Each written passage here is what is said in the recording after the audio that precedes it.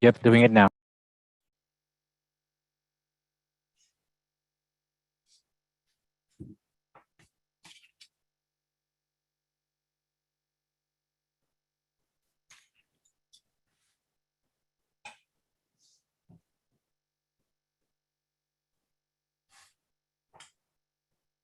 We're live, everyone. Well, good evening, and thank you for joining us tonight. My name is Judy Peterson, and I serve as the Public Information Officer for the Fairfax County Park Authority. Welcome to our virtual community meeting on the Lake Accotink Dredging Project. This is a virtual public meeting sponsored by Supervisors Lusk and Walkinshaw, as well as staff from the Department of Public Works and Environmental Services and the Park Authority. It is really important to note that although we have Board of Supervisor members and we'll have some park board members in attendance, this is still a community meeting, and our elected and appointed officials will not be voting on any part of this project at this meeting. They will, of course, be listening to your input. With that said, I want the record to note that the state of emergency caused by COVID-19 makes it unsafe for this meeting to be physically held in person, and the usual procedures cannot be implemented safely or practically. As a result, this meeting will be conducted electronically via Public Input's engagement platform. The public may access this meeting by the public input link, which is found on the Department of Public Works and Environmental Services Lake Accotink Dredging webpage. And the public may also participate by phone by calling 855-925-2801 and then entering meeting code 8809. Now that we have those formalities completed, we can begin our program. Tonight, it is my pleasure to facilitate this meeting on behalf of the sponsors that I just mentioned. Our goal tonight is to present a project update, to tell you about the details which really matter, and then, of course, to hear from you. Let me acquaint you with how our virtual meeting works and how you can participate. This is what I call Virtual Meeting 101. Following the presentation, we'll be accepting comments and questions in the public input chat box. Now, if you cannot see the chat box, please go ahead and refresh your webpage. Should you wish to dial in and speak to us over the phone, please call the number located right above this video, 855-925-2801. Then enter the code right above it, 8809. Once you dial in, the recorded message will ask you to press star for more options. If you want to join the speaker queue, press option 3, and that's going to add you to the speaker queue, but still you'll be able to listen to the meeting. When it is your turn in the queue to speak, we're going to let you know that we're ready for your call, and a pre-recorded voice is going to prompt you that it's your turn. State your name for accessibility requirements, and then make your comments or ask us a question. You'll have 3 minutes to speak. We're going to give you a 30-second warning that you're nearing the end of your time as well. We ask you to remain on topic, and I promise that I'm going to go over all of these instructions again because we're probably going to need it. I want to remind you that this meeting is being recorded, and then it will be posted on the DPWES project website, where you can also offer further written comment. All right, with all this business behind us, let's get this meeting underway. Let me welcome some of our online guests in alphabetical order: Lee District Supervisor Rodney Lusk and his staff, and Braddock District Supervisor James Walkinshaw and his staff members. Many of you may recall that Supervisor Lusk, who I believe has joined us, or is in the process of, he's here, okay. He is an alumnus with the Park Authority Board, so it's good to see you. We want to welcome you both, of course. And from the Park Authority Board, if he isn't already with us, we are expecting Chairman of the Board, Bill Bowie. Our Park Authority leadership includes Executive Director Jay Cole and Deputy Directors Amy Vosper and Sarah Baldwin. From DPWES, we have Project Manager Charles Smith and Justin Pistori. From Arcadis, we have Mike Wooden, Amanda Kohler, Fernando Pascal, James Pico, and Frank Graziano. From the Park Authority, we have Valerie Maislin, our project manager on our end, Planning's Adam Wynn, Internet support team members Don Tubell and Hannah Krass, and Deputy PIO Kristen Bratt, who's going to be helping us with the chat to make sure that we get all of your questions. We have a lot more staff, but I do want to mention Dan Grolke is here. He is the manager at Lake Accotink. And I believe I saw Cindy Walsh, who is one of our division directors. I'm going to stop there, although there's so many more. We have many folks here to answer questions. I also want to acknowledge Chris Harrington, Director of DPWES, the Director's Office, and Craig Carinciani, Director of Stormwater Planning Division. And of course, we have you. And that's really what tonight is all about. And we hope to give you the latest information, but let's get rolling with some welcoming remarks. We'll have Supervisor Lusk, followed by Supervisor Walkinshaw. Supervisor? Thank you very much. I'll say welcome to all of the folks who are here on this video, and I want to thank you for taking time to be a part of this discussion. And we want to make sure we hear your concerns as it relates to this project. And I'll say at this point, as Ms. Peterson has made clear, no vote will be taken today, no decision is going to be made here. This is an opportunity for you to share the concerns and the issues you have, and we will be processing that later and then making a decision. But again, I appreciate you for taking the time to be a part of it. I appreciate the staff, the Park Authority, Public Works, and all the other areas that are here this evening as well. So thank you, and look forward to hearing your comments. Supervisor Walkinshaw. Thank you, Judy. It's great to see everyone. Always wonderful to be with my amazing colleague, Supervisor Lusk. And I want to thank the team also from Public Works and Park Authority and Arcadis. I was thinking back, and I think we're on year 4, perhaps headed into year 5 of community meetings on this project. And I was part of those meetings as a resident before I was elected, and since then as the Braddock District Supervisor. And it's been an exhaustive effort, and we have a lot of work to go. So thank you to the team and all the members of the community who have been deeply engaged up to this point. And I think it's important to reflect back on those early meetings in which the community from across the county, really, but especially the communities surrounding Lake Accotink and multiple supervisors' districts were loud and clear that saving this lake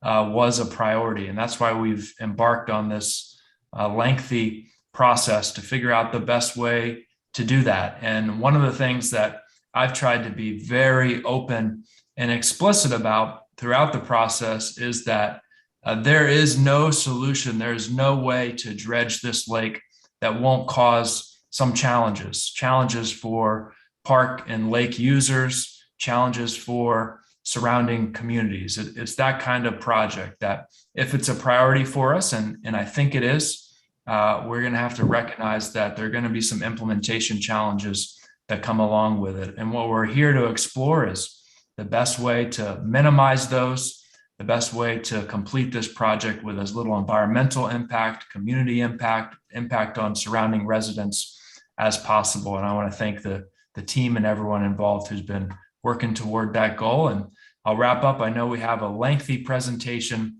to share with folks tonight. Thank you, Judy. Thank you very much. And I also want to take a moment to welcome Rachel Flynn, Deputy County Executive, who has joined us. I take to heart what the commissioner said, that we have all been to a lot of meetings and there's a lot to discuss.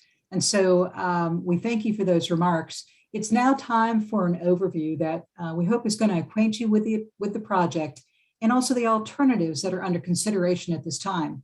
I already see in the chat that we're getting lots of questions, so I'm going to ask you to hold your questions until our Q&A session.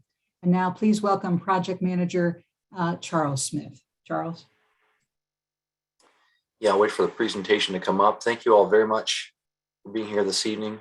We're very happy to be able to talk with you again about this project. Next slide, please.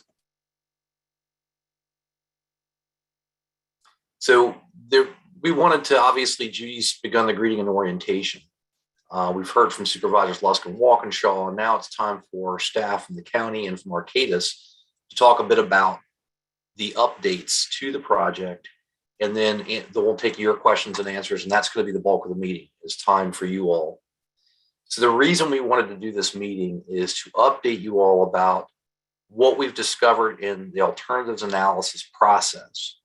When we left you in July, August last year, and took comments from you all, we had settled on 4 sites to focus our attention to determine if they could support our dredge spoils processing with a lake. And we've since added 2 sites by suggestion from staff and residents, evaluated those, and we've also eliminated sites. So we're going to summarize those for you and then get feedback from you this evening. Next slide, please. And as a reminder, our schedule is still slightly altered, but we're here tonight, obviously, as a follow-up to our meetings last summer. We have a public comment period, which starts today, starts this evening. It'll run through March 11th. And the information through the project website, again, through public input, is the appropriate format, the best place to enter that. We'll take that information however we can get it, email, you name it. So, and of course, the talk this evening. We'll need to make a decision in March about where we're going to do things to support this dredge. We need to finalize those locations so that we can give Arcadis direction and they can complete what's called the concept design process. That concept design is basically your rough schematic plan on where and how you're going to do things, which will also help us better understand the logistics, permitting issues, costs, etc. And then we'll take almost about a year, to finalize design and permitting.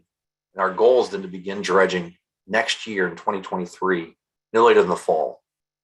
We'll then, of course, be dredging for about 3 years. So we anticipate dredging through the end of 2026. And then we'll go into the post-construction monitoring. And that monitoring is more about the permitting requirements for our project. And just as a quick reminder, this project also requires us to set up the conditions for maintenance dredging, which will occur periodically after the base dredge. This was not something that was done in previous dredge cycles. This is a critical item in order to maintain this lake indefinitely for public use. For the next slide, I'll turn it over to Amanda Kohler from Arcadis. Thank you, Charles. You can move on to the next slide, please. So as Charles mentioned, this slide is really showing where we had left off at the July of last year when we had our last public meetings.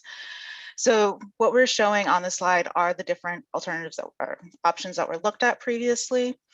The yellow dashed line boxes indicate sites that had been ruled out following the initial screening. And these include the Wakefield ball fields that were eliminated due to impacts to a Title IX facility, Howery Park, which was eliminated based on community input, and the concrete plant, which was eliminated based on the lack of compatibility of the proposed activity with the property owner's operations. The orange solid line boxes indicate the 4 sites that passed that initial screening and were evaluated and presented in the July 2021 alternatives analysis report and our public meetings last year. Next slide. So this slide now shows the 2 additional sites that were added based on input from the county and the community. The first site is again, that yellow dashed box, that is the Port Royal Road site, which was evaluated and ruled out, and we'll discuss that in a little bit more detail in the next couple of slides. And then the second location is the orange triple line box, which is the Southern Drive site that appears to be a viable option. Next slide.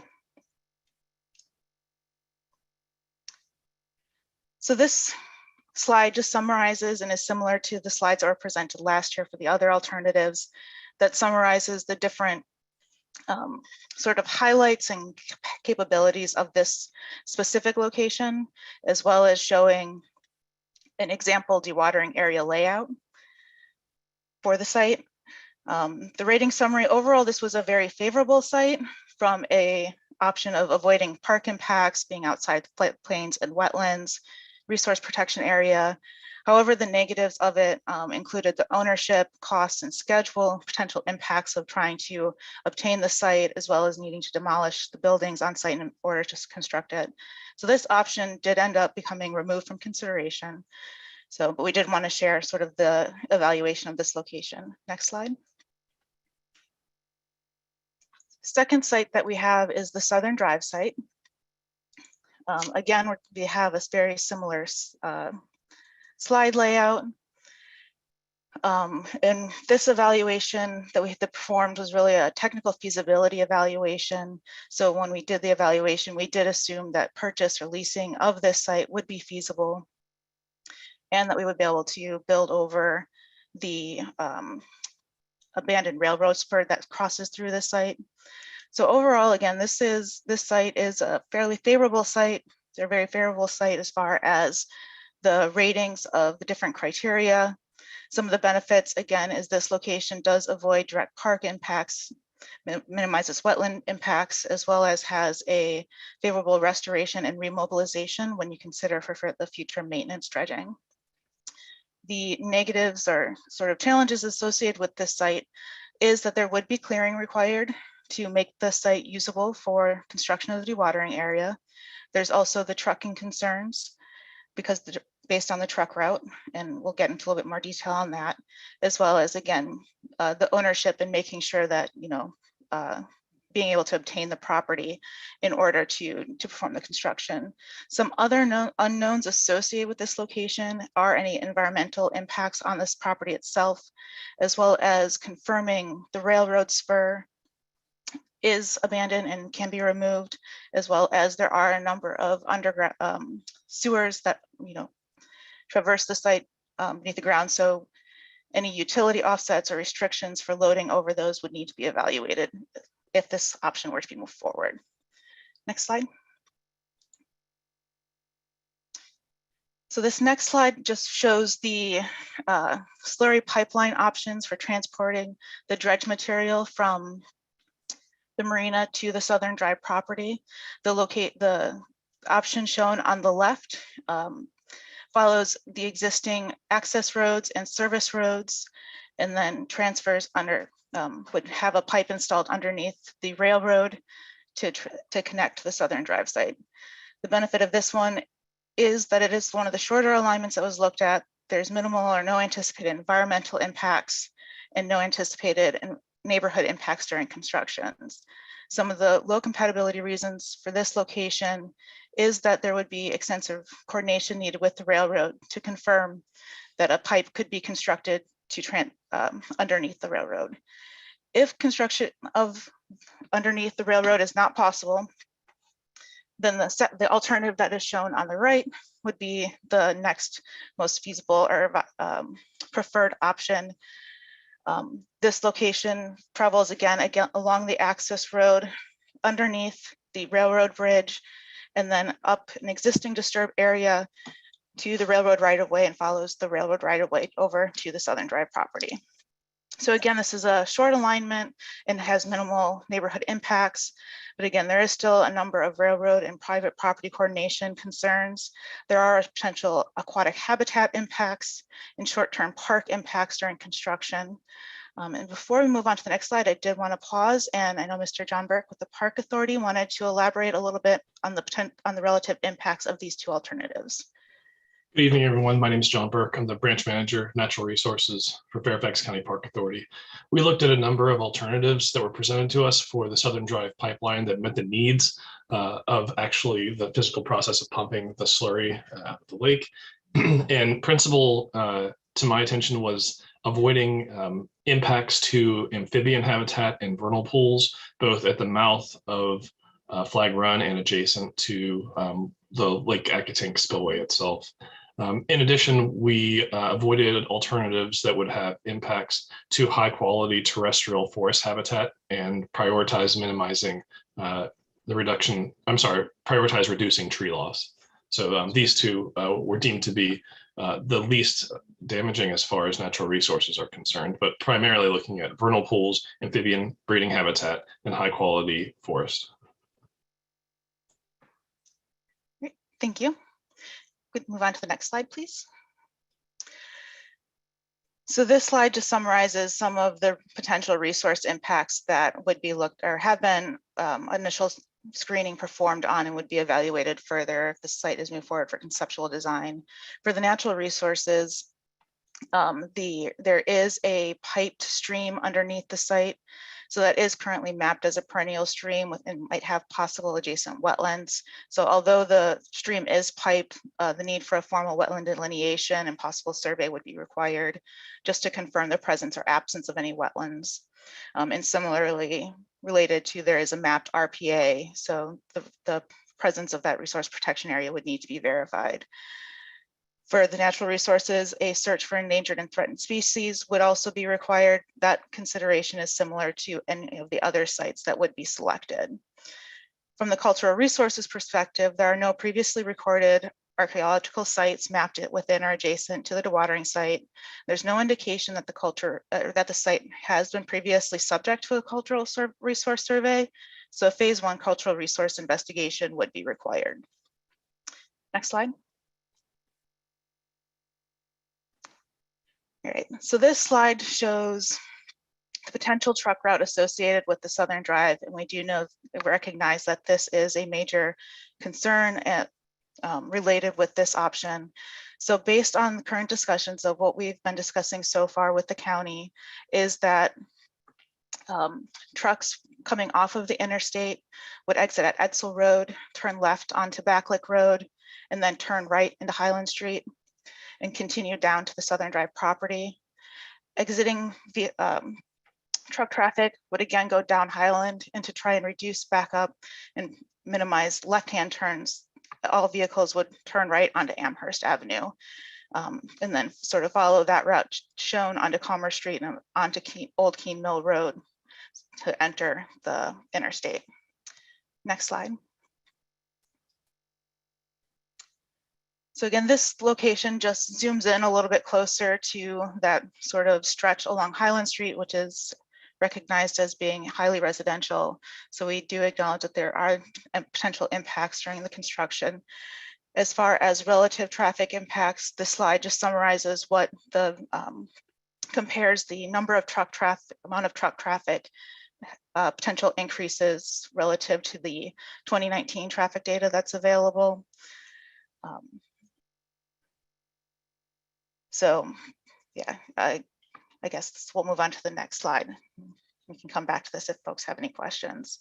So overall, this slide is just, again, sort of re-showing the different rankings of the different alternatives, including the options that were presented previously in July and August of 2021, with the addition of the Southern Drive, and that one is located within that blue dashed box. So as you can see, the Southern Drive option does rate fairly high in the order of the different options evaluated. Next slide. So through the subsequent evaluation of the potential sites presented in the alternatives analysis, there were some additional locations that had been subsequently eliminated, including the Lake Accotink Upper Settling Basin. That site was eliminated due to its limited site access, limited sediment processing capacity, and infrastructure limitations and concerns, specifically the 1850s railroad grade that would be the main access point to the site. Additionally, the Lake Accotink Island options were eliminated due to the significant environmental impacts, complex logistics, and impacts of site access on recreation and community use of the park. The third option that is sort of removed from a sole site location is the Dominion right-of-way. That location has now become a sort of a questionable site. It is currently unable to meet the processing needs due to power line conflicts and active floodplain, limiting the available area for sediment processing capacity. So based on sort of those additional eliminations, if we go to the next slide, you'll see that the sort of the two remaining standalone options that remain for this dewatering location is the Wakefield Park Maintenance Facility area or the Southern Drive property. And I believe that is it. So if we go to the next slide, I do want to thank everybody for your time and attention, and I will turn it back over to Charles Smith. Thank you, Amanda. The next slide, please. So I'll be using Arcadis's exhibits from this and previous presentations to stay consistent. As Amanda shared previously, this is how we left the conversation back last summer. We were down to 4 sites, the power line easement in Wakefield Park, the maintenance area in Wakefield Park, the settling basin to the lower left, that's on the backside of Lake Accotink Park, and the island in the lake. Next slide, please. The ones that have been eliminated, the upper settling basin, as Amanda shared, it has significant, has limited site access. It's very narrow. It's the old 1850s railroad grade, which is a trail and also access to Washington gas facility. It has limited capacity, and we have significant concerns about the stability of the infrastructure, which is primarily the 1850s railroad grade. The Lake Accotink Island is eliminated because of significant environmental impacts, very complex logistics to get the material off of the island. And then additionally, there would be truck traffic impacts to communities, either way you try to get out of there. The Dominion right-of-way is questionable, as Amanda shared. This site floods regularly, and it is a floodplain. And we found out with very close coordination with Dominion that there are significant limits due to the setbacks and the activities around the high tension wires. And as a result, we can't get the full capacity we would need to run a dredge operation. So this cannot be a standalone site. And then the Wakefield Park maintenance area I'll talk more about in a minute, so we can move on from there. Next slide, please. So our 2 sites that we added, the Port Royal Road site. So these are both industrial parks. The Port Royal Road site accesses directly to Braddock Road, so it was deemed very desirable from that perspective. The reason we eliminated this site, pure and simply, is the property owners do not want to sell. We have to assemble up to 5 parcels. There are numerous buildings and many tenants with long-term leases that cannot be evicted, nor do the owners want to sell the site. So we simply could not obtain this site. So the Southern Drive site is vacant. We'd have to clear existing veg. The pipeline impacts require further evaluation, and the truck traffic impacts the community. So we'll talk more about that in just a minute. Next slide, please. So from the staff recommendation is to eliminate Lake Accotink Island, the upper settling basin, and the Dominion right-of-way, since the Dominion right-of-way cannot support sole dredge operations by itself. And we have some reasons why staff have considered that we are not adding a multiple site solution would potentially raise expenses significantly, greatly expand impacts, and would also potentially be problematic from the long-term, the dredge of the base dredge and the long-term maintenance dredging operation, which requires the full use of the sole site. So having multiple sites is not necessarily beneficial and could be problematic. So we are recommending 2, the Wakefield Park maintenance facility and the Southern Drive site. Next slide, please. The Southern Drive site, it will accommodate the full dredge, short pipeline routes. There's low anticipated cultural natural resource impacts on the processing site itself. And as was been discussed previously, we still need to look at the pipeline alignments to fully understand what those impacts would be there. The cons are that it is private land, so the county would have to acquire it.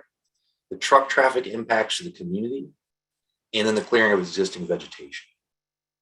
Next slide, please. The Wakefield Park maintenance facility will accommodate the full dredge. It has direct access to Braddock Road, and it is public land. It's largely out of the floodplain. So we feel that this site is very feasible from an engineering perspective and eliminates some of the access concerns in terms of community impact with traffic. The cons are that we have to take down 7 to 9 acres of mature forest. We do not understand yet what the cultural resource implications might be. So this site, like all the others, would have to go through a cultural resource survey and evaluation process. There is a major connector trail to the Cross County Trail that goes through this forest over to the parking lots at Wakefield Park. That trail will be disrupted. And then what we don't yet understand is how we would route traffic. If we were to try to route traffic through the park, it could significantly disrupt park access. Next slide, please. So the staff recommendations are that we continue the focus on hydraulic dredging, which is the method that gives us the greatest flexibility potential to meet our site goals or our project goals. We pursue pipelines that have the lowest cost and impact, impact being the first and then the cost being the second, and retain flexibility for the permanent and temporary pipeline options. So that means that we would look at the best option to support whichever operational direction we choose. And then the primary issue tonight is what we've discussed, that we are recommending that we pick one of two locations to conduct the oils processing, either the Southern Drive Industrial Park or the Wakefield Park Maintenance Facility. Next slide, please. And now we're on to discussions and questions. I'll turn it back over to Judy. Thank you, Charles, and thank you for all of our presenters this evening. And now, of course, we're on to the most important part of this evening, and that is to hear public comment. We're accepting comments and questions in the public input chat box. Again, if you cannot see the chat, go ahead and refresh your web page. Should you wish to dial in and speak to us over the phone, and I understand there's about a dozen folks already on the phone, then you'll want to call the number located right above the video, 855-925-2801, and enter the code also above the video, 8809. Once you dial in, the recorded message is going to ask you to press star, and then you'll get into the speaker queue. When you do, press option 3, and we'll add you to the speaker queue while you can still listen to the meeting. Again, when it's your turn to speak, we'll let you know that we're ready for your call, and the pre-recorded voice is going to prompt you that it's your turn. At that point, state your name and make your comments or ask us the question. You'll have 3 minutes to speak. And again, we're going to go back and forth between the chat and also live phone calls. So let me get over here to the chat, and we're going to go ahead and start with Kevin C. Will the supervisors commit now to repaving the roads the trucks use to remove the silt after this part of the project is over? Would anybody like to comment on that? Yep. Please. So acknowledging that the Southern Drive portion of the option is located within the district, I would certainly want to make sure that we would work with VDOT. Highland is not a county-owned road. We have to work with the state, Virginia Department of Transportation, who does maintenance of our roads. But we would certainly make sure that the condition necessitated improvement. We would work closely with VDOT to make that happen. Thank you, Supervisor. We have another in the chat. Been a resident for 3 years. Hanover Avenue at Highland has been essentially sinking. The new paved asphalt is down to the core level. Multiple residents have made multiple complaints, yet VDOT has not yet made repairs. The damage is from overweight trucks from Fairfax connector buses. These residential roads clearly are showing you that they can't handle the heavy trucks, nor can they handle the amount of traffic on them. Essex at Amherst is almost the same. The county has abandoned us with our disarray of roads. What kind of guarantee will you have that you won't abandon us with Highland? Anybody else want to add to the previous comment about roads? I guess I might have to jump back in here, Judy. Sure. So again, we will look at the points that were raised in this particular chat item and make sure on Hanover and some of the other Essex streets that were mentioned, working with VDOT to make sure those get taken care of. Again, the comment I made before is that we work very closely with VDOT on a repaving schedule for the district. This is done on an annual basis, and there are some criteria that they employ, but we are able to help them in setting the prioritization. And this is something I would commit to do if these roads need that. So just so we're clear on that point again. Thank you. Thank you. I'll take another comment and then we'll go to our phone lines. There are 83 homes on Highland. A lot of them aren't connected to social media sites like Nextdoor, Facebook, etc. They don't follow the county website. Some don't speak English. Some are renters and their owners may not be aware. What is the county doing to make sure they are included in these conversations? They fall in that not connected category. Somebody should be knocking on their doors to talk to them. You should be sending letters to these homes, offering a meeting for them to provide feedback. Reach out to those who are not connected. I would say that certainly from the Park Authority, if there is an interest and a means by which we can facilitate enhanced communication with those that were described, we're certainly interested. Charles, would you like to comment? We certainly will do all we need to try to reach out to folks coordinating with the Park Authority and civic associations and supervisor's office to communicate with folks and make sure we get the word out if this option is selected. I'm sure the supervisor offices would help us as well. I can tell you that we have new abilities with different languages to reach people we couldn't reach before, and many platforms. So our commitment is there, and I would encourage, if you have a particular group that you want to make sure that we do reach, you can send us either through this chat or through the DPWS site or through Park Mail at fairfax.gov. Be sure and let us know how it is that we can reach those people beyond what we've done already. Rodney? I apologize. I just want to make this point. We did send letters to let folks along Highland know about this briefing here this evening. So I just want to be clear and letting people know we've already sent letters to let people know about this event, and we will do follow-ups as well. And we'll work with the Park Authority and folks in the Department of Public Works and Environmental Services. So thank you. And I certainly have seen it in the supervisors' newsletters with some regularity. My tech folks, do we have somebody on the phones that we'd like to take? Sure, 1 second.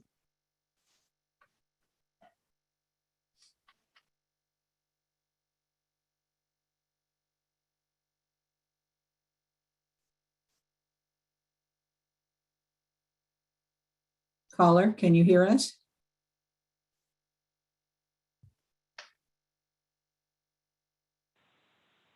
How about now? Can you hear me okay now? We can hear you. If you'd be kind enough to, Wonderful. to give us your name Thank and you. ask your question or comment. Thanks, Judy. My name is Julie Childers, and as a resident of Springfield of 20 years and executive director of trailsforyouth.org that serves hundreds of Springfield citizens in our 2 decades of local programs, I am fully against the option of trucking sediment through the Crestwood Springfield neighborhoods for silt and sediment removal. I feel the park must prioritize other options that doesn't unfairly and unsafely penalize the families of the John R. Lewis Pyramid of Schools. This Southern Drive option fails to recognize the important environmental justice issue of equal and safe access to our park. The Southern Drive option creates an increased risk and harm to the citizens and communities east of Lake Accotink Park. Currently, these communities that walk or bike must share the road with all vehicular traffic to gain access to Lake Accotink. And this access point is already stressed more than any of the other surrounding, somewhat more affluent neighborhoods. Adding 96 truckloads of sediment each day for 3 years to this already treacherous access point creates further hardship and risk to our communities. The identified truck sediment removal route, while I know you're talking about Highland, also adversely impacts several other Springfield communities and pedestrians as we walk or bike to daily shopping, offices, schools, or the library along Amherst, Commerce Street, and Old Keene Mill. And it creates additional unnecessary risks to our citizens. Trucking the sediment via our neighborhood roads is unacceptable, and I feel the park must consider options for specifically the Wakefield Park area that has immediate access to the highway that does not place our East Accotink community citizens in harm's way. And I understand you've been focusing tremendously on the environmental impacts, but I urge you please to consider the negative environmental justice impacts of the citizens east of the community of the park. Thank you. Thank you. Appreciate your comments very much. Do we have another caller, or shall I go back to the chat? No one is currently in the queue. All right. And I'll remind you how to do it again. And I think that those instructions have also probably been placed in the chat, or certainly they are online. No name was given on this comment, but Highland and Amherst are walking and biking routes to pools, schools, and the library. That should not, they should not be a consideration. Thank you very much for that comment. Kevin C. What mechanisms is the county considering to compensate the homeowners inconvenienced by the truck traffic, dirt, and road degradement in the suburban areas along the truck route? All right. Moving along, Eric Cole writes, I live off of Highland Street. It's unacceptable to run 90+ trucks a day through this small residential neighborhood. There are frequent accidents on this road, especially at Gloucester and Avenue, and the increase in heavy vehicles will be a serious safety issue. Will this also create a hazard to the children in the neighborhood? Also create a hazard to the children in the neighborhood who ride their bikes on Highland to the pool. My neighbors and I vote and will not support anyone who approves the increased traffic in our neighborhood. The Southern Drive option is completely unacceptable. I was shocked that it has been considered. The only acceptable solution is the Wakefield option. Thank you. I'm going to continue with these, and I would say that if somebody would like to jump in and add a comment, I'll kind of give a little pause or if there's a question, we'll certainly take a pause.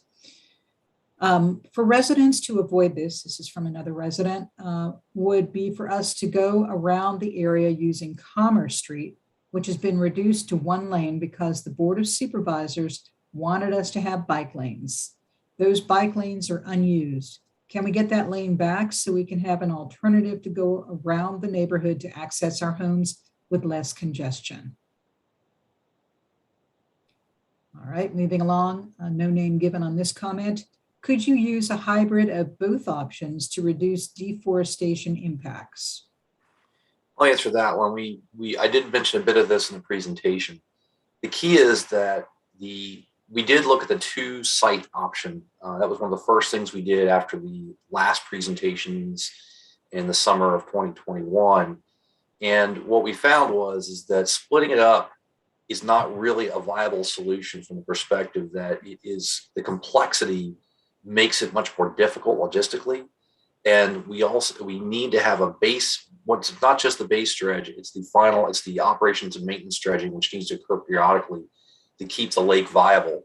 And that each of those sites needs to be able to process, or the site needs to be able to process at least 950 cubic yards of material per day to keep up with the rates we need to make the dredge operation viable.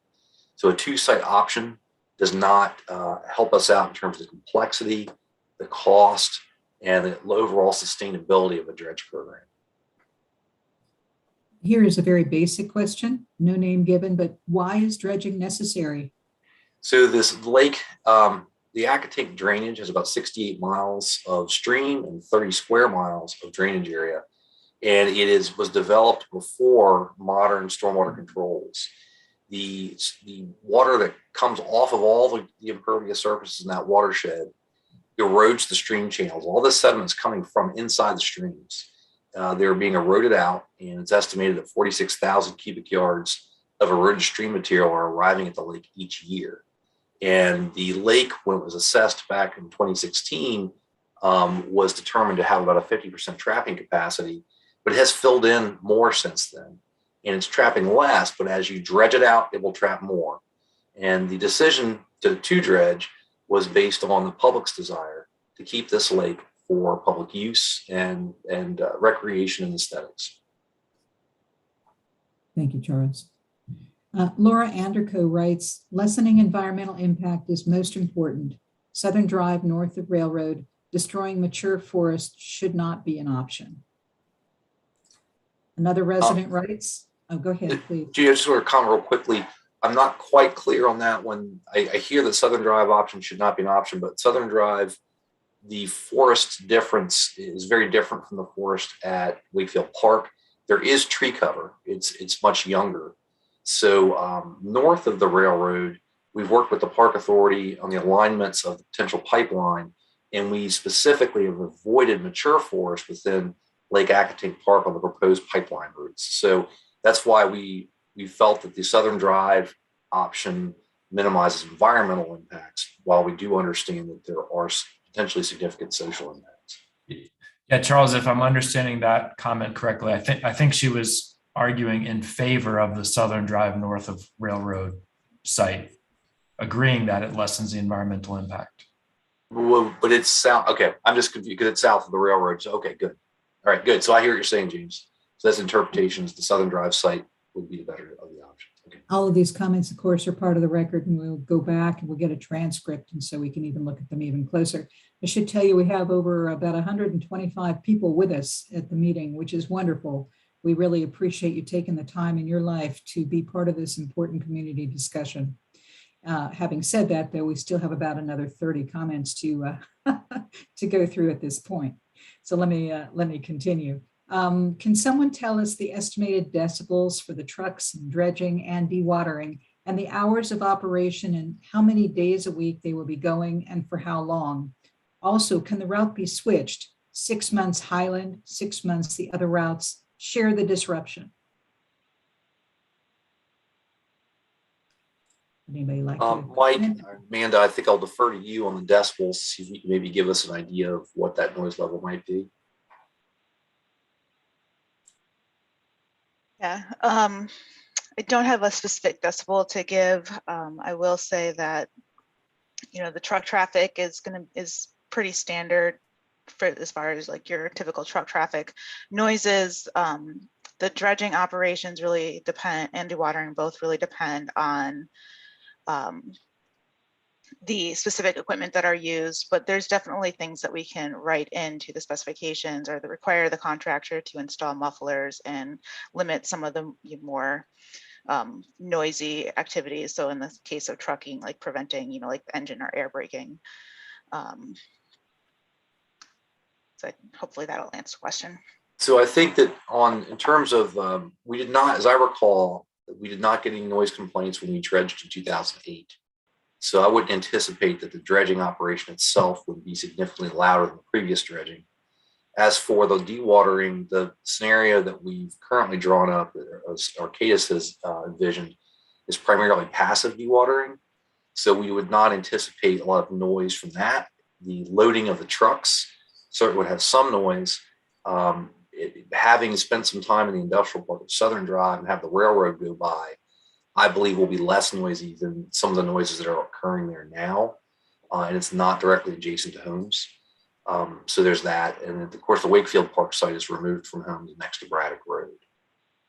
In terms of switching the route, we would, if it were at Southern Drive, we would still need to use Highland for some distance. And I've heard from other community members that it's posted that trucks should not use other roads. They should go directly to back like Amherst in order to avoid routing through even less supportive portions of the neighborhood that have elementary schools and other places. So I do not believe we could vary, but we could certainly attempt to see if there was an opportunity.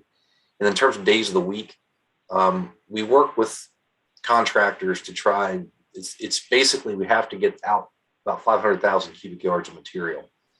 The intent would be that they would go 5 days a week, but we would not disallow them going more than 5 days a week if they needed to make up time. And they could also lose capacity through things such as weather-related problems with the dredge or a primary concern. If we get bad years, then these are things we'd have to work with and discuss in terms of how we would approach this. All right, moving on to the next comment, this one given with no name. Do you have any idea of what it would cost to acquire or lease the property at Southern Drive? The property at Southern Drive has a real estate value of about $1 million right now under the county real estate, which is a public record. We would have to negotiate with the property, but there are no buildings on the property. We're not aware of any outstanding things of higher value per se, but we'd have to negotiate with the property. Thank you. You need to be more specific and provide more information about the Wakefield option. What use of Wakefield and CCC does it disrupt, and why so much destruction of forest with this option? Amanda, can you talk a bit about the amount of area necessary for processing dredge spoils? Yep. So based on the assumption that we had with the that passive dewatering method that Charles mentioned, that does require, I think it's about 4 acres just for laying down the geotextile tubes that would be used. So then you'd also need additional area for clearing for getting your vehicles in, getting the trucks in and out, and other support areas. So I believe we were looking at, as was mentioned by Charles when he was discussing that, was like a 7 to 9 acre total. Efforts would be made to minimize that disruption, but you do need to have a relatively level and cleared area for deploying of the geotextile tubes for dewatering. Cross-county trail, I believe we can avoid the cross-county trail entirely. There is, however, the connector trail, which is a gravel road essentially that connects the cross-county trail northeast to the parking lot area and the ball field complex. That we would likely be impacting, but we would do what we could to minimize or reroute that trail. Allison Albert writes, a lot of people cross Commerce Street between the shopping and apartments. What will you do to mitigate safety concerns? It's already unsafe.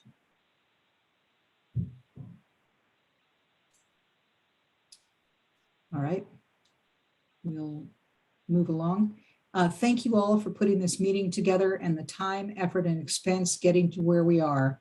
My question is, I understand existing land masses within the lake are not planned to be removed, such as the island.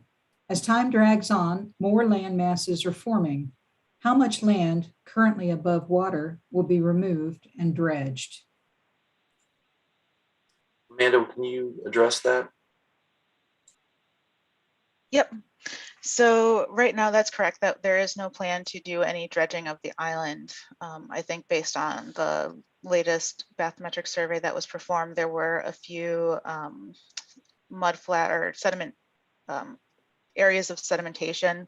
Those would be removed. I believe the goal that we do have is that would be sort of the edge of water and dredging down. So that from like the edge of the island and the edge of the lake and dredging from there.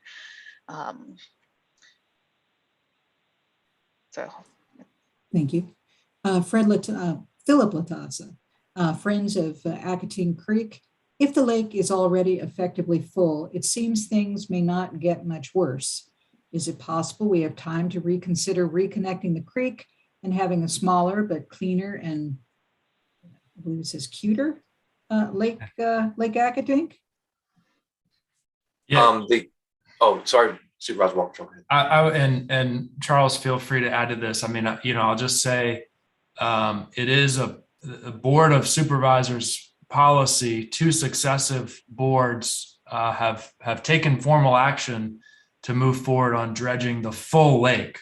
Now, that's not to say if, as we do additional analysis, the options that we're looking at here for whatever reason, technical or otherwise, are not feasible, or other aspects of the project are no longer feasible, that we couldn't reconsider the smaller lake. But the Board of Supervisors county policy is to restore and dredge the full lake. I think the other thing I would add, and Charles is more expert on this, but even if we were right now discussing the smaller lake, we'd be having a very similar conversation, because it would still require a location to transport the spoils and take them off the site, probably significantly smaller, and wouldn't require the maintenance dredge, but we would still have to be having a very similar conversation to what we're having now, either under the smaller lake scenario. The only thing I was just going to add is about the lake being effectively full and may not get much worse. So what we do understand between the 2016 assessment and the 2021 assessment, the lake only gained about 50,000 cubic yards of accumulated sediment. So this was a much lower rate of gain. And the reason is that as the lake fills, it can capture less of the inflowing sediment. So it's passing more through the lake. If you don't dredge, what essentially happens is it's very unpredictable. It could be expected the lake would gain, and during a major storm events, actually some of that sediment might move out. So it might mobilize that sediment during a tropical storm Lee or another large event. So what you would also do is you would have a lake with very poor water quality, overall very shallow depths, and it would not provide the recreational and aesthetic needs that people have expressed that they want. So it was determined that in order to provide for those needs, we need to establish approximate 8-foot depth across the lake so that we can keep the water at the place that provide the services that are desired, and keep up with dredging periodically to maintain those services. Thank you. Ann writes, Highland, Amherst, and Edsel are not designed to handle this type of traffic. How am I supposed to get in and out to go to work with this number of trucks on Highland? Who is going to repair the roads when this is done? I think we've had a little bit of discussion about that already. Jim Hickey from Flap, can the roads be fixed before dredging to mitigate problems ahead of time? Okay. Nicole Ailstock writes, thank you for this information. Has the Wakefield Park option taken into consideration the Braddock Road structural changes that are forthcoming, as this project seems to be a traffic nightmare oncoming soon? This has issue. Oh, I'm sorry, Mr. Supervisor. Yeah, and Charles, you can expand upon it. That's absolutely a conversation that we've had to make sure that VDOT and the Fairfax County Department of Transportation that are managing the Braddock Road Improvement Project are aware of this possibility, and that those efforts are coordinated. But that is a potential challenge, that we could have these two occurring at roughly the same time. But I think it could be coordinated if that's the direction that we need to go. I don't have anything to add. I think a key would be that would be a significant part of the design process, is to look at that traffic interaction component if the Wakefield Park option is chosen. Diane Botten writes, are you aware that approximately 452 homes in our community will have direct truck traffic impacts? Look at your truck route map. Approximately 120 homes on Highland will be impacted. All the homes north of Highland to the Beltway represent 332 homes that are totally dependent on Highland Avenue as their sole method of egress to and from the community. In addition, there are all the businesses in the Steel Mill Drive Industrial Park and 2 churches that have weekday preschool and family services. This is a significant impact for homeowners, business, a metro bus route, any school buses, as well as the safety of children in this walk to school community. And we are hearing a lot of the traffic, and we are noting that. Richard Stone Rothblum writes, I'm sorry to be raising a question that has already been settled, evidently. Why are we even considering dredging the lake?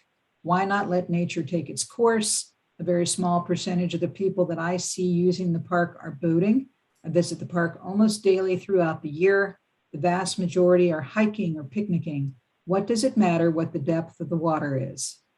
I do think that was just addressed by the supervisor and also by Charles. Thank you. Yeah, the only thing I would add maybe is we should share, folks, we have shared the project website, and presentations from those meetings going back several years are there. So if you want to kind of get a refresher on how we got to this point and the community engagement, literally thousands and thousands of people signing petitions to ask for this plan got us to this point, and all that's documented on the project site.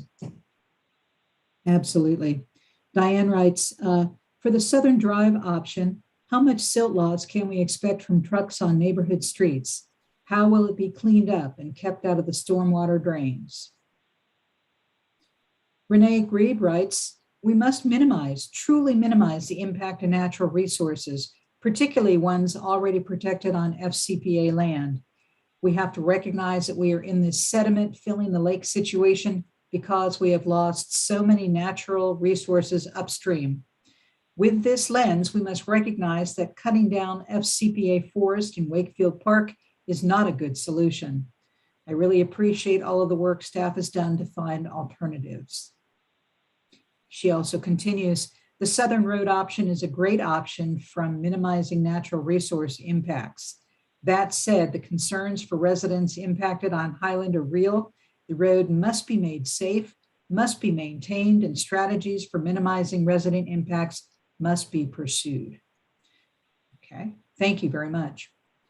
No name given here. Is there truck sediment removal at the Wakefield option, or does the sediment stay right there at the site? It's the same truck traffic, about 95 trucks a day, removing sediment from the Wakefield Park site. And does And the sediment Charles, stay- it might be worth Charles or maybe someone from Arcadis just talking through why that has to happen. Why can't the sediment just stay at the Southern Drive site or at the Wakefield Park site? Amanda or Mike, do you want to take a shot at that? I guess just from the volume of material that does need to be dredged and removed from the lake, there's not enough area within those locations to, I'm going to say, lose the sediment where you could use it in any type of effective manner without having huge piles. And then, so it's really important to be able to remove the material from the site. And Thank you. Thank you. Royce Gearnart, could you elaborate on how long it is expected to take for the mature growth forest to recover, if ever? My daughter and I regularly enjoy walks in the forest and the wide array of wildlife that it brings, and I would hate to see them go. The site has to remain cleared because in order to maintain this lake, we have to dredge periodically, do a maintenance dredging. That maintenance dredging, we anticipate maybe somewhere in the neighborhood of every 3 to 5 years based on historic sediment inflow rates. So we have to keep the site permanently set aside for dredging operations. Now, there could be interim uses for park authority or other public activities or public works activities, but the site would remain cleared. Thank you. I think Southern Road is a great option, and I'm very appreciative of all the hard work you are all doing. Thank you for the comment. George Kravlebeck, considering the energy required for the dredging, the pumping of the sediment slurry to the dewatering site, and the transport of 350,000 to 500,000 cubic yards of sediment to someplace not mentioned so far off-site, the carbon footprint has the carbon footprint of this entire operation been considered? The county has recently set ambitious carbon emission reduction goals, including 50% by 2030 for the CECAP, approved by the Board of Supervisors. Will this entire operation have a material impact on achieving those goals, regardless of which site is used for dewatering? I can try to speak to the environmental issues. You know, obviously this would be a carbon intensive project. The number of truck trips that we're talking about per day is obviously a very small percentage of the total truck traffic in Fairfax County.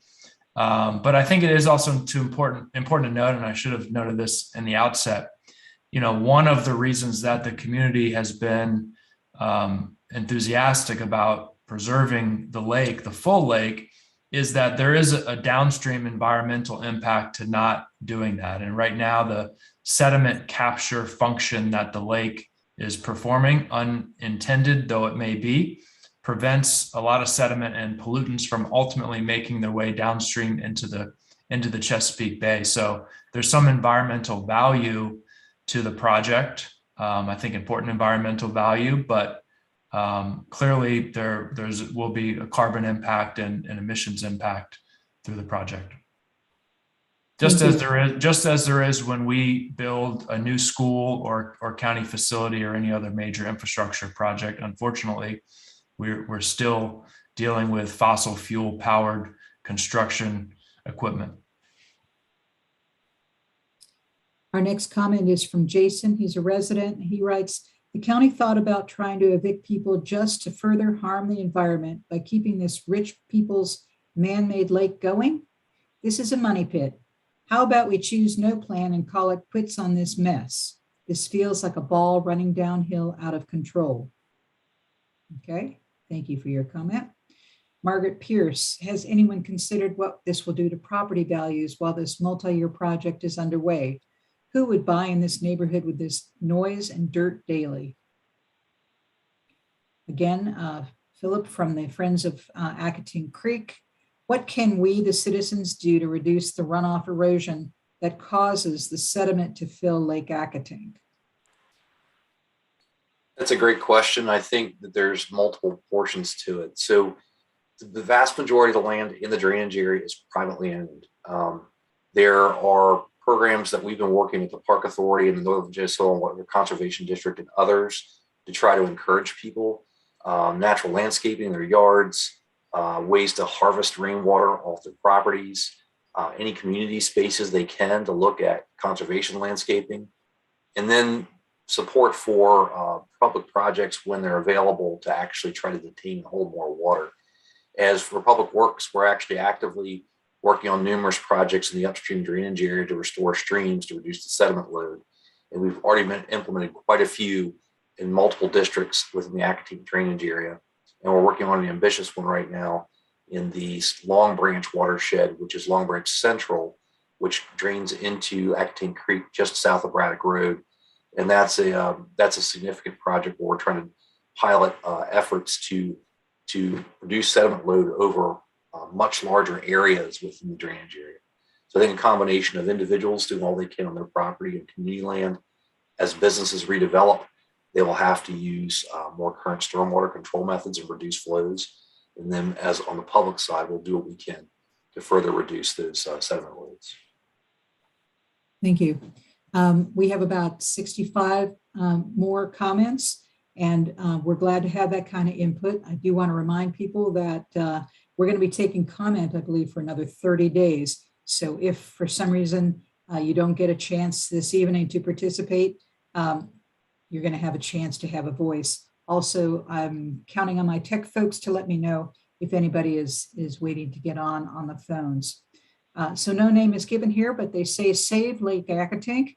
It is our backyard. So the solution cannot be a not in my backyard NIMBY approach from us residents who enjoy and benefit from the lake. The Wakefield option has longer term benefits of saving so much forest for generations to come. Thank you. Duff McCulley, the Southern Avenue site vegetation cover was not described as compared to the Wakefield maintenance yard's mature forest stands. It sounds like the loss of this forest type at the Wakefield maintenance yard would not be desirable. Has the vegetation at the southern site been typed, and could it be reforested at the end of the project or a meadow if this site is chosen? Forgive me if this was already answered. So I've walked the site. This does not fall under any natural community category at Southern Drive. The forest cover at Wakefield Park would likely be music mixed hardwood forest, which is the most common forest type we have. And it is relatively mature with mixed species types. The one at Southern Drive is very young, 15 to 20 years old at most, much of it less than 15 years old, with a lot of invasive species. So this would be what's termed a successional community type that doesn't fall into a natural community category. So that's how you would type that particular one. In terms of a meadow, we did discuss that.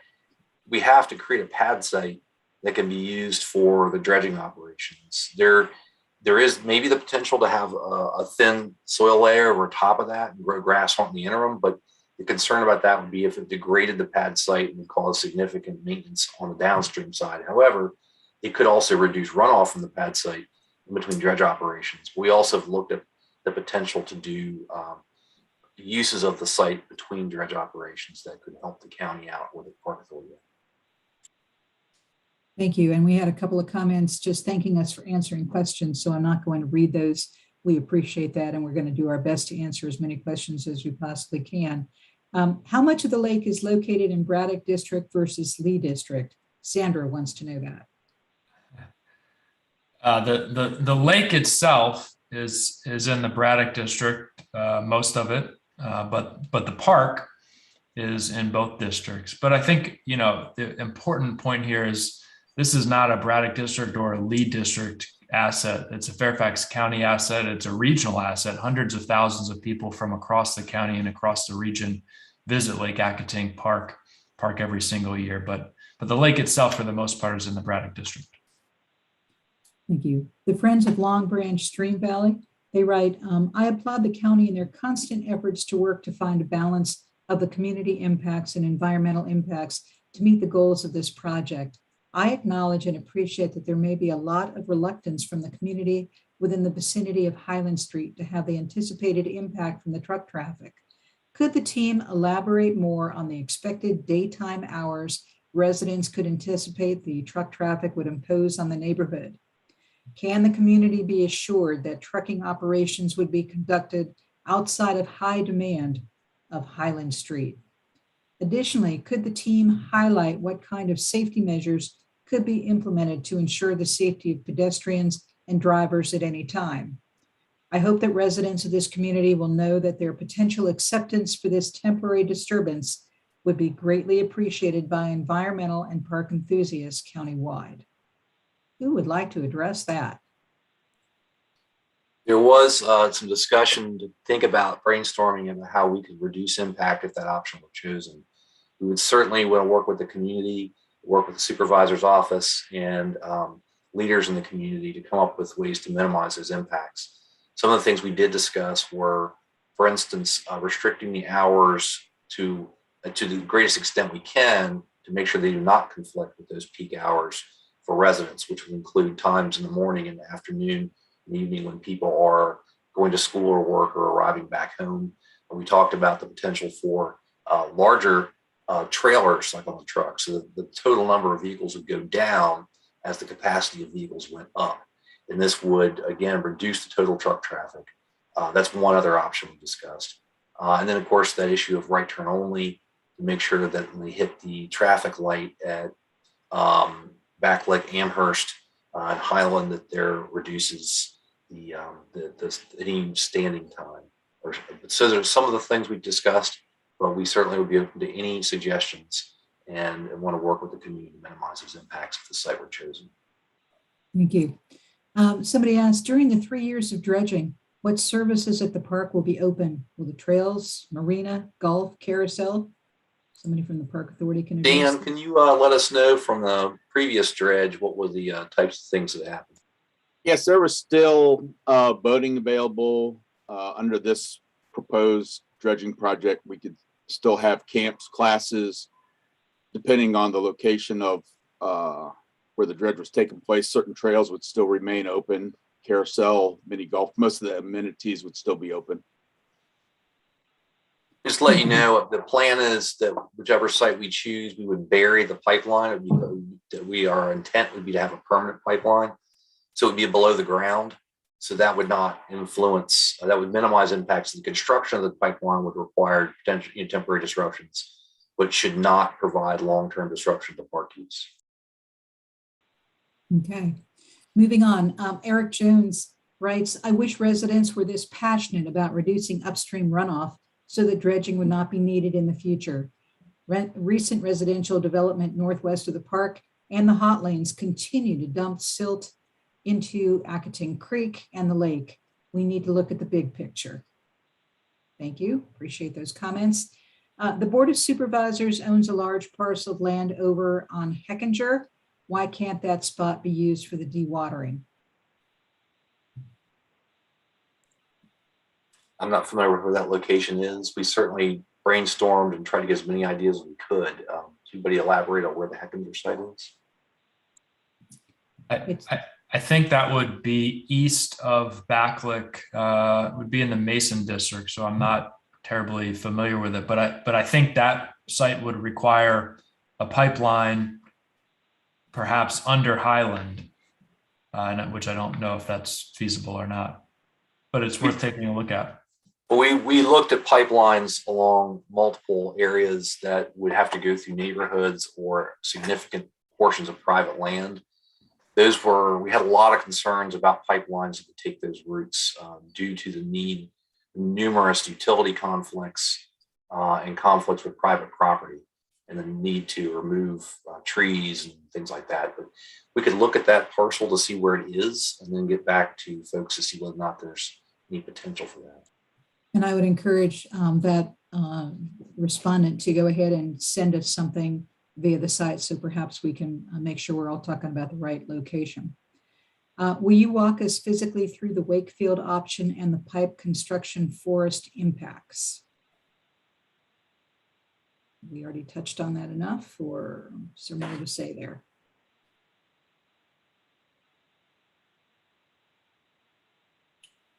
Okay, we're going to move forward then. Gary Bangs writes, when the first 30 million was approved, Supervisor Cook announced there would be no truck traffic through residential areas. You need to consider the smaller lake option again. That is the only viable option to maintain a lake and not destroy the environment or kill residents in the Crestwood area. Okay. Allison Albert, no plan for Commerce Street safety. Okay. Mary Pierce, now that we have this additional information, I think it would be appropriate to take a step back and look at the options that were not selected. This periodic dredging is a long-term commitment and may not be feasible to continue without reduction or elimination of the source of the problem. Mr. Gernard adds, I feel that the truck traffic is not the main issue because it would be temporary. Plus, we already have large trucks moving along Highland to access the industrial complex on Southern Drive. I would rather endure the noise than lose the lake. I live just off of Highland and moved to the Crestwood neighborhood to take advantage of the wooded area. My main concern is losing woodlands to make space for dewatering. Thank you. Sue Ellen, to agree and add to the unnecessary bike lanes on Commerce Street.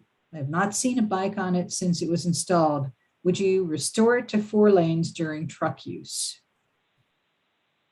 And I think we've made clear that any option is going to be considered as far as safety and reduction of traffic. Can somebody please ask Rodney Luss to go back and address Commerce, the reduction of 1 lane for bike lanes that are going unused for 3 to 4 years now, adding back the lane to give residents an easier way to their homes to avoid Highland would be desirable. Residents aren't riding their bikes on it. However, those who walk are running across the road, not in the crosswalks. Can we get a light there where the shopping center meets Commerce and get our lane back? Okay, I'll say certainly we can talk with VDOT and explore the options that have been noted here in this request, and we can get back to the community with an answer. I'll say that I hear this point, and we'll definitely take a look at it. Thank you. Nobody has said what time the work would start in the morning and how late they would go. We are constrained by the noise ordinance for the county, which says that 7 a.m. on weekdays, 9 a.m. on weekends and holidays is the earliest possible start time. And generally speaking, operations do not continue after dark in most instances. So we would not anticipate any activity after dark. And we have a lot of traffic comments here, so I'm going to go through them rather quickly here. An important consideration is the narrow passage along Highland due to the extensive parking on both sides of the streets. Many cars ride the line today. Adding large trucks will make this traffic along Highland very dangerous. Another resident says, please keep the trucks off of residential streets. Will the spoils on the land prevent trees from going on the parkland in the future? And I think we said that we weren't going to be replanting that. Is that correct? Yeah. John asks, if we do nothing, the sediment then runs into the Potomac River and Chesapeake Bay. My understanding there would be a cost associated with that. No name given. Asthma could be an issue exacerbated for the citizens of Highland and Amherst due to the increased diesel particulates locally from the additional trucks. Why can't train cars remove the sediment? We looked at this issue. What we discovered with multiple things. You have to have a siding, and there is a siding currently at Southern Drive, but we do not believe that siding is currently configured in a way that might be conducive to loading, offloading. The types of cars are used for hauling bulk materials are reserved for products that can be used. Sand, coal, gravel, but hauling spoil material is not a typical use, and you have to have a place to take it. When we looked at this, we could not find a location where you can dump spoil materials at those special tracks where you can drop material through the car bottoms to an area where it can be either taken away or hauled. And those types of places are used for bulk materials that are actually used. So we didn't we didn't see any way to make train removal, remember a train car, possible in this instance. Thank you, Charles. Amy Gould writes, Annandale had a temperature of 140 degrees this summer, according to a WUSA report, and this is a concern at the state level as well. Removing acres of trees from this area would be damaging to our air quality, as well as will increase this heat island issue. While I understand the issue with traffic, I live here and wonder, how are we creating livable, walkable cities where people are biking and walking in 140-degree temperatures? Thank you. Eric Cole, the math is simple. If the trucks are working 10 hours a day, you could expect a dump truck to pass our houses every 6 minutes all day long. John S. writes, I have a stream restoration project that will be starting right next to my house in an effort to reduce sediment flowing into the lake. The county is taking steps to reduce sediment. Gary Bangs, I think every 3 minutes, counting return trips, a truck would be going by a house. This person says they're a voter. People on this call need to drive Highland and understand how narrow this road is with parking on both sides. There's agreement. Susan Fryswick writes, will the unanswered questions being presented tonight be considered and will answers be issued? I do think we're answering most. Will you have a Q&A, or will some of these that perhaps we're not addressing in detail, will more details be presented on the website, Charles? We'll do what we can. I think some of them we feel we have. There's similar things we've been answering before, but we'll review the questions once we have them compiled. Try to provide responses to those we did not answer. And we are certainly reading all the questions that come. I've not seen any negative impact on the traffic flow on Commerce Street from the addition of bike lanes. None. I live in the neighborhood and drive Commerce regularly. No traffic problem. I do use the bike lanes on my bicycle periodically. Thanks. Allison Albert writes, I agree with the comments on the extremely underused bike lanes on Commerce. They need to go to accommodate the Southern Drive option. Okay. Can somebody tell us honestly how bad this will smell? Is Amanda, there a smell? or Mike? I will say that when we were doing the sediment coring last year for the field investigation, our techs did not notice any odors during the sampling. There are ways, if there do happen to be odors during the dewatering process, one of the benefits of the passive dewatering is most of the sediment are contained within geotextile tubes, so that helps cut it down. And there are other means of being able to reduce if there are any smells noticed. It's usually not a big complaint that we've had. Mary Pierce asks, has there been an analysis of the chemical composition of the sediment? Yes, there has. You want to elaborate? Yes. So okay. Yes. So we did do a sediment investigation last year. I know we presented on it in the previous public meeting. We took samples and ran them for chemical analysis from both looking at potential reusability or reuse, as well as for waste characterization for disposal. There were no concerns noted from that analysis. Thank you. Eric Cole.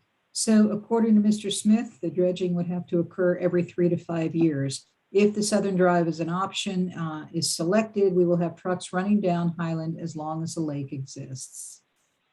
So we anticipate that the maintenance dredging would be much lower volume, but the activity would be compressed hopefully within about a 1 year period. So the base dredge is the heaviest lift, and then you'd be dredging about a third of that quantity with each maintenance dredge. So you'd have it'd be about 1 year in duration, we estimate, for the truck traffic. All right, we're going to continue. We had said this meeting would run until 8:30. Clearly, we still have many more comments.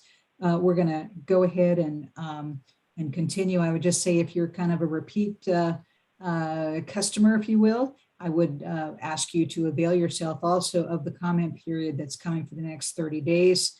But we're going to keep on going for a while here, and we'll evaluate this as we go. We want to be as inclusive as possible. Amy, I realize there are concerns of carbon with exhaust from the truck traffic, but loss of trees also not only spews carbon, we lose the value of the carbon capture and store that acres of trees provide.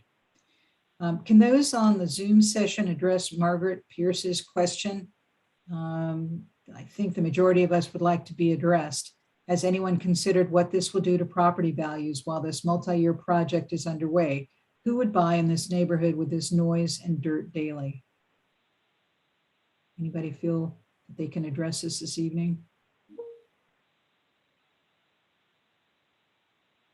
Well, then that's perhaps one that Charles will have to follow up on. I don't know that we have somebody who can actually address that issue this evening. Okay. Judy, I don't think we can answer it at this time. We would certainly have to try to look at that maybe during the design period, but I'm not sure that's something that Arcadis could do. It's something that's more of a looking at real estate impacts, and that's not part of the initial analysis. That's part of, we're in the feasibility stage. That's something we'd have to consider. All right. Is this sediment of value to anybody? Could it be used? The question was, is it toxic? And I think you said it had been examined and was not. Is there any use for this? There can be.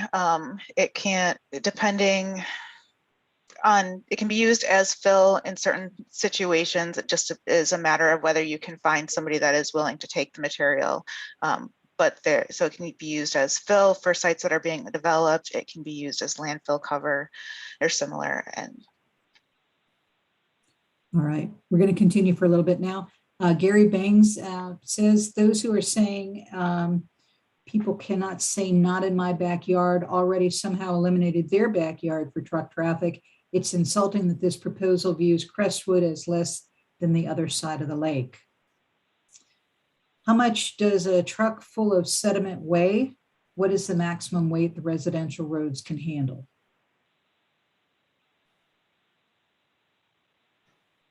I'm going to read them, and if some I don't know offhand, I will say, however, that it's going to be light. When we do a lot of our heavy projects with restoration, we bring in lots of truckloads of rock, and those are much heavier than the sediment.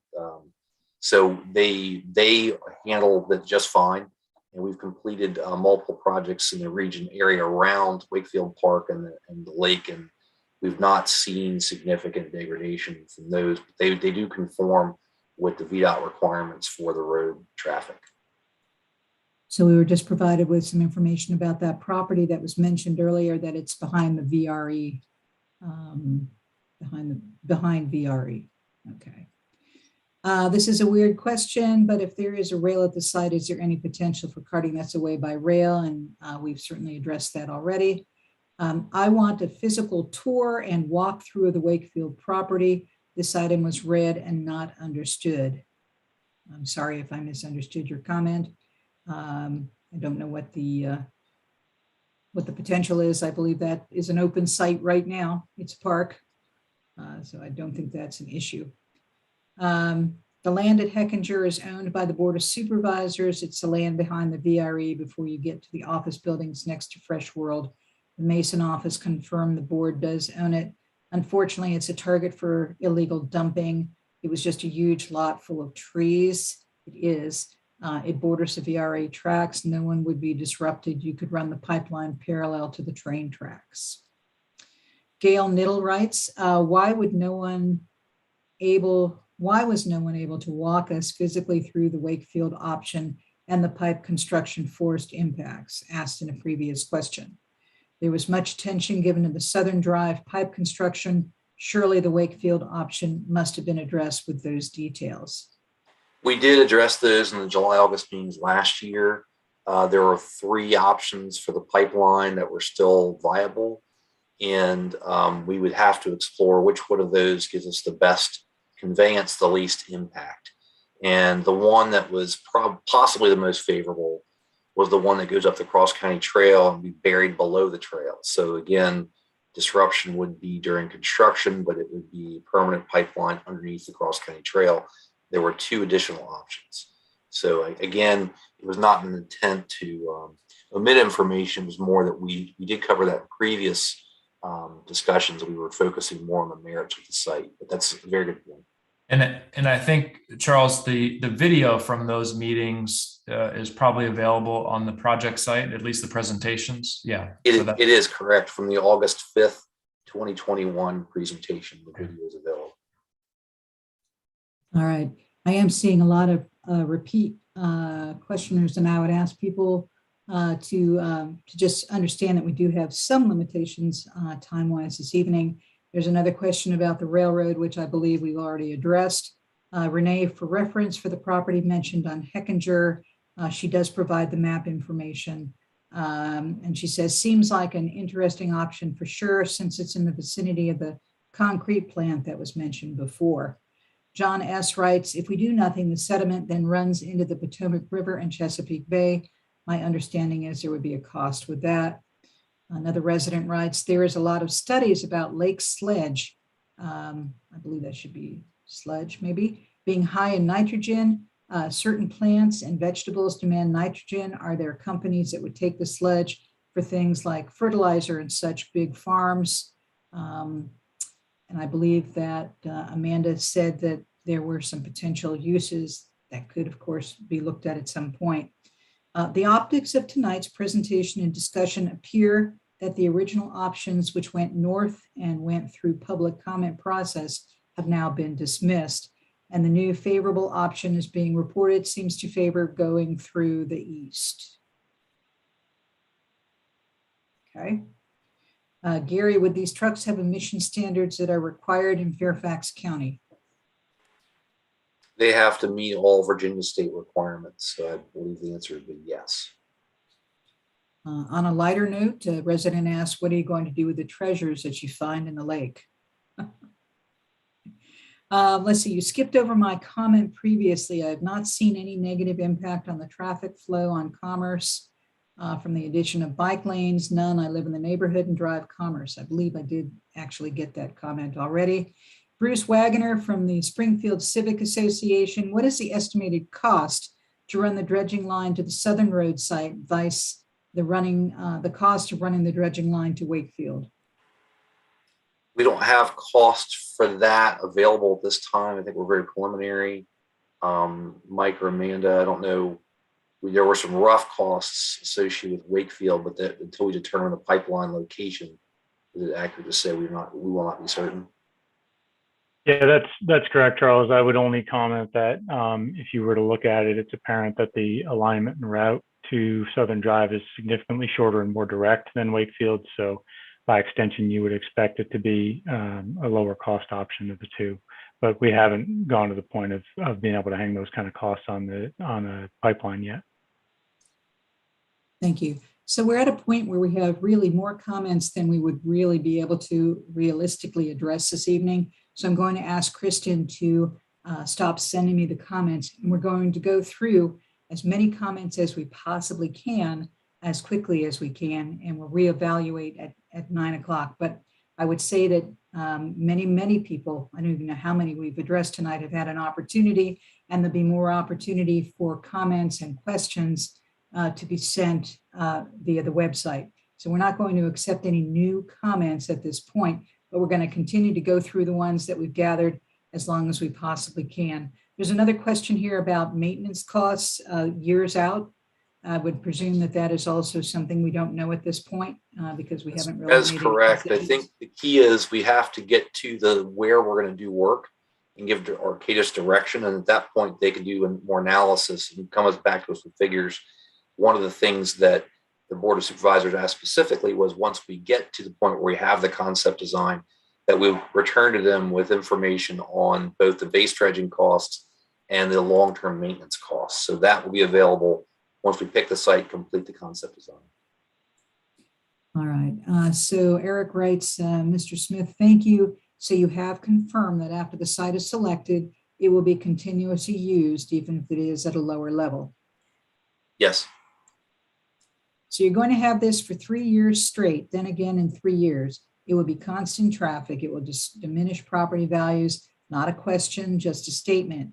Would you buy a house with a truck driving by every 3 minutes?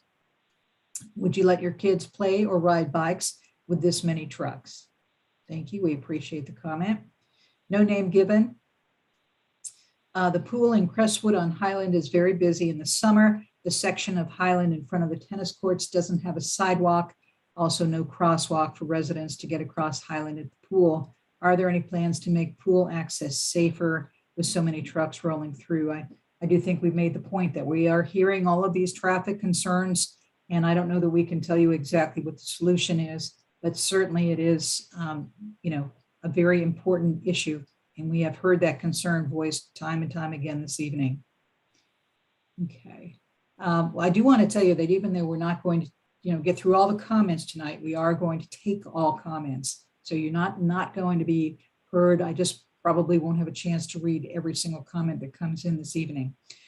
You don't know the decimals, you don't know the weight, but you came here as experts. Interesting. Shouldn't you have that information so residents can have all the details to see how they feel? Also, why were other areas able to eliminate their backyards, but the lead district aren't being able to? Not in our backyards, hashtag. Judy, for reference, the sediment loaded in each truck, assuming it's dry, would be about 30,000 pounds plus the weight of the truck. So that would be, I'm not sure what that is, but it's a lot lighter than the rock we typically haul. So that's just to throw that in there. Okay. Gail Niddle writes, thank you for your response, Charles. It's important to note that not everyone here tonight was at the previous community meetings. And I think that's a good point. And there is an awful lot of content on the website because this has been a process that's been years and years in the making. Bruce Wagoner writes, it seems that the FCPA is willing to trade Crestwood's private property and public safety along with the viability of the Springfield Central Business District for 7 acres of trees that can be compensated for by plantings elsewhere in Wakefield. People, property, and community sacrificed on the altar of a patch of trees. I'm not sure we would necessarily characterize it that way, but we accept the comment and we appreciate it. Can the sediment trucks be routed onto the Beltway towards 66 and deposit their loads upstream where it came from? No, we can't openly dump the material. It has to go to a site that's approved for the receive it. So we're working on those particular sites. One resident says, please, please, please consider using Heckinger. Another writes, the commerce traffic isn't bad now, but more people would use it to avoid the truckaroo on Highland. Gary Bangs, let me follow up on emission standards. It is my understanding that FC standards for dump trucks housed in FC has significantly higher emission standards, but wouldn't most of these trucks be from outside? Therefore, no, the answer is they would not have the Fairfax County standard. And let's see, we have a caller waiting. Is that correct? No? Hannah? I'm sorry, I'm looking at a couple of screens. I don't believe so at this time. Okay, all right. All right, so I have raced through, gosh, the last that we have taken at this point. I think this might be a good place to stop, kind of collect our breath. And I would offer, if anybody would like to have any closing remarks this evening, and also, Charles, if you would remind people about how they can continue to be part of this conversation and where they can send their input. Certainly. Is it possible to pull up the last slide of the presentation and we can leave that on the screen where we talk? Sure. The key is that if you go back to the website where you were able to register and get the link for the program, there's a comment box. It has the information to where to input your comments to the public input format. And that's the place we'll collect your comments most effectively. You can also email them. My email address is on the website, so it's Just Stories, and we'll take things through U.S. mail. There's directions for that, as well as a call-in number. So we have multiple methods to do it, and the most effective way is to go back to the web page where you got the information, and it is posted there for further reference. Thank you, Charles. Is there anybody else who would like to say anything from our officials? Anybody?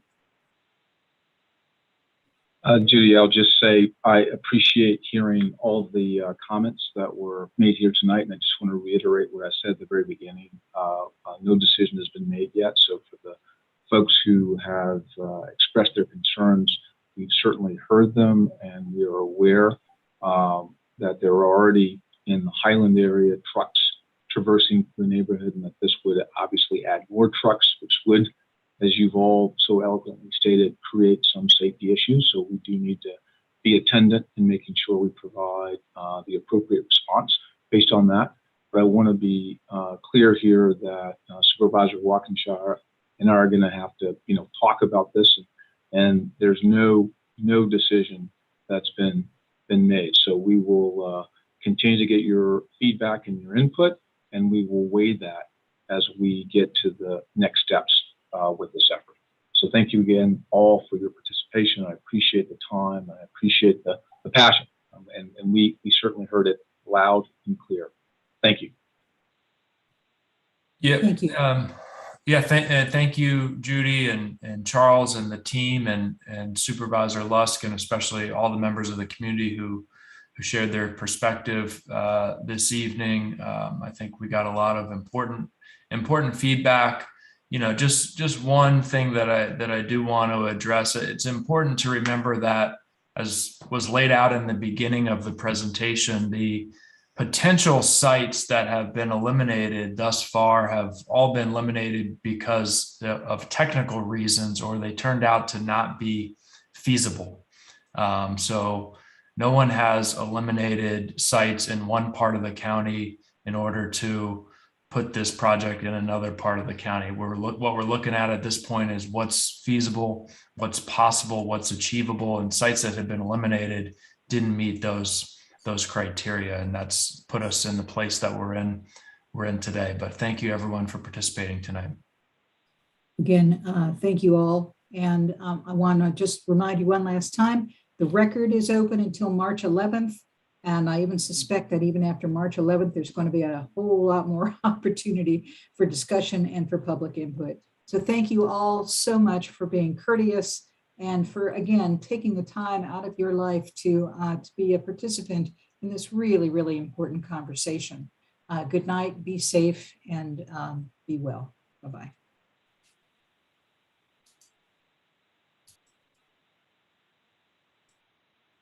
Thank you.